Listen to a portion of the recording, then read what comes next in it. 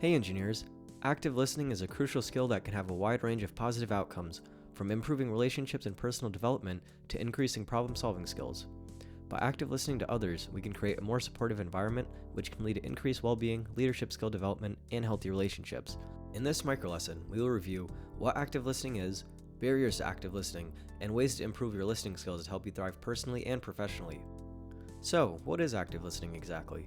Active listening is a communication technique that involves fully concentrating on and engaging with the speaker to recognize their perspective. Active listening involves understanding the words being shared and paying attention to nonverbal cues and emotions, such as tone of voice, facial expressions, and body language. Here are a few elements involved with active listening: being fully present in the conversation, providing verbal and nonverbal feedback, and listening to understand rather than listening to respond. These techniques help to establish positive and respectful communication environment, foster deep understanding, and promote more meaningful and productive conversations. Turns out, this is also connected to leadership development, which is incredibly beneficial for life at MIT, such as working on projects, research, clubs, and internships. According to the Harvard Business Review, an effective leader uses emotional intelligence to communicate effectively and manage conflict. To become more emotionally intelligent, the Harvard Business Review recommends practicing active listening as it helps us empathize with others. In this context, empathy refers to the ability to truly understand someone's thoughts and emotions. To practice active listening, it's important to understand how it differs from passive listening. Passive listening is a form of listening that requires very little effort or engagement from the listener. To the person speaking, passive listening can give the impression that the listener is disinterested or not fully invested in the conversation. Here are a few examples of passive listening. First, fidgeting, multitasking, or avoiding eye contact. Whether we intend to or not, it happens to the best of us. Next, a passive listener may not provide feedback or ask questions, which can create uncertainty as to whether or not they have understood the information being shared. As a result, a passive listener may only take away small components of the conversation rather than truly understanding the speaker's main points. According to research published in the International Journal of Listening, compared to individuals who did not engage, those who did engage in active listening behaviors were viewed as more trustworthy, friendly, and understanding.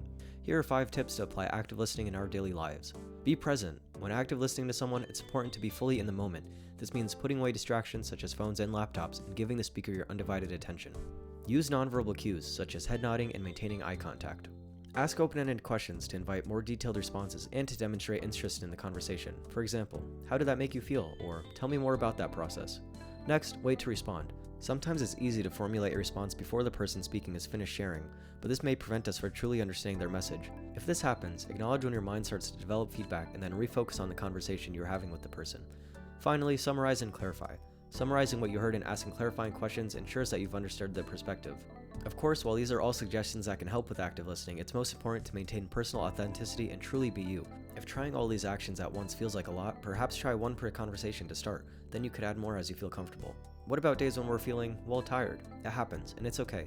Sometimes we don't have the energy to be fully attentive to someone. In these situations, let them know how you're feeling and perhaps suggest continuing the conversation at another time. Remember, active listening is a powerful tool for improving communication, building stronger relationships, and increasing leadership skills.